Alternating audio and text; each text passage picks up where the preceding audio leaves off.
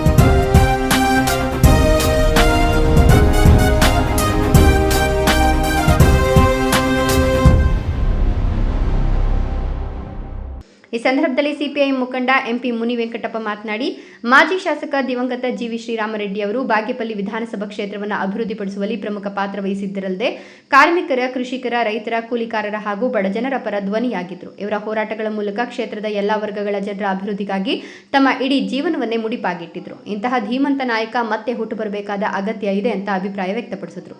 ಈ ಸಂದರ್ಭದಲ್ಲಿ AG Sudhakar, Chennarayappa, DT Muniswamy, Valmiki Ashwathappa, G Krishnappa, Harish ಹಾಗೂ ಜಿವಿ ಶ್ರೀರಾಮರೆಡ್ಡಿ ಅಭಿಮಾನಿಗಳು ಹಾಜರಿದ್ದರು. ಗಣೇಶ್ ಆರ್, ಬಾಗೇಪಲ್ಲಿ.